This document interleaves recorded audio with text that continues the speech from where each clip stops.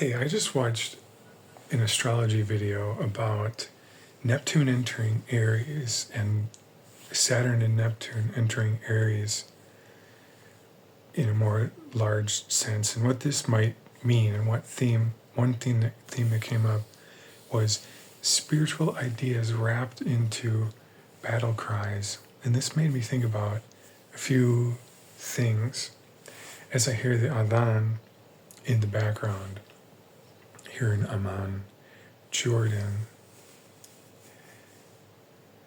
I was thinking, what spiritual ideas, like what would be a funny spiritual idea that would definitely not be turned into a battle cry?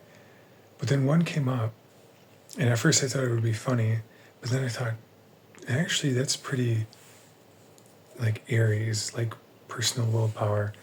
It was something I heard in my childhood a lot from my mom. God helps those who help themselves. Imagine that being wrapped in a battle cry. God helps those who help themselves. That would be very like personal and like Aries personal willpower, Mars energy. But this thing, okay, God helps those who help themselves. When I heard that as a kid, I interpreted it more literally of like helping yourself. So like you go internally and you meditate and contemplate on things and you improve yourself, you help yourself from within. But really, I think God helps those who help themselves has a much more extroverted meaning, because, okay, it's like if you're at somebody's house and they have some snacks out on the table or something, and you ask, like, can I have one of these? And they say, help yourself.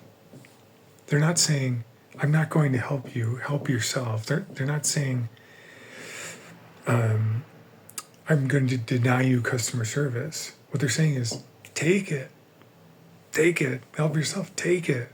So God helps those who help themselves. I do think it has more of that meaning. God helps those who take it. Go get it. And it's interesting to think that my mom, of all people, and maybe not of all people, but my mom was telling me that when I was growing up, thinking about the kind of practical spiritual ideas that were in my childhood growing up. And I do want to say that both for my dad and for my mom, at least originally, it's different these days. But back in my childhood, the spiritual ideas of my parents would have been not very biblical. Sorry, whisper so much. Pisces rising. My parents' ideas may have been within Christendom, but not very biblical. So other things come in. So like my mom saying, God helps those who help themselves. God helps those who take it. And then her actual background was in the United Methodist Church, which is a church that is described as a church so liberal it's not even Christian anymore. And I would agree with that, even though I remember it's like Wesleyan or maybe Calvinist library and Calvinist roots. And I think John Calvin was in the stained glass windows in the Methodist church that my mom grew up, or that side of the family was in, and I grew up in. But it became like a female pastor and sermons about Rumi, probably like westernized Rumi, not super Islamic, authentic Rumi, but westernized Rumi was in the sermons, and probably not even Jesus. So that's why I say it's so liberal that it's not even Christian anymore. God helps those who help themselves. I didn't hear that in the Methodist Mass, but I heard that from my mom, who came out of that church, and her parents were in it for a long time. And then my dad would have been Catholic, and that's not very biblical. The Bible is in there, but not the same as like a very biblical or Baptist or non-denominational church that was like really holding the Bible for the rest of the Christianities that weren't. But what about some other spiritual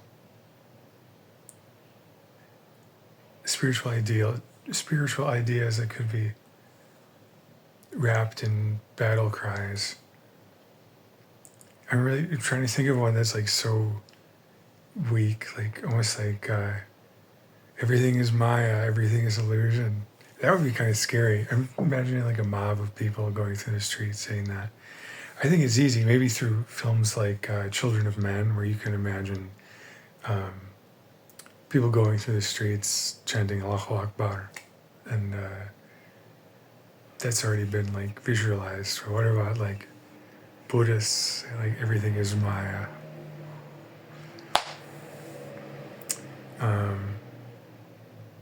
I got an email from a Christian group that was announcing a huge event they were having in Asia, but and they just basically say like, pray for us, and they can't say too much else. They kind of hint at what their operations are, what their focuses are, and what their message is, but you can't disclose their location at all, even the country it's in, because they're probably doing creative access, because there's a certain kind of Christianity in Asia that's just, they're spies. I mean, especially if they're, and maybe they're in China or near China, because if you want to run an actual religion in China, you gotta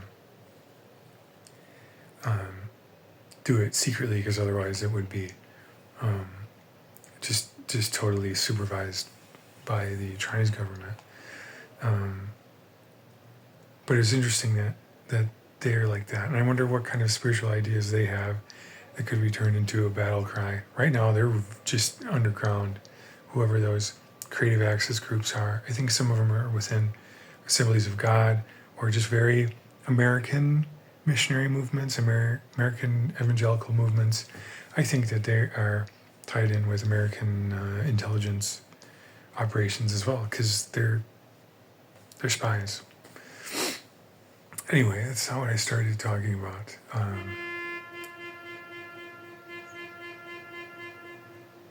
But those groups don't have a battle cry quite yet, because they're below the surface. But if they came above the surface, I wonder what they would cry out. God helps those who help themselves. God helps those who take it.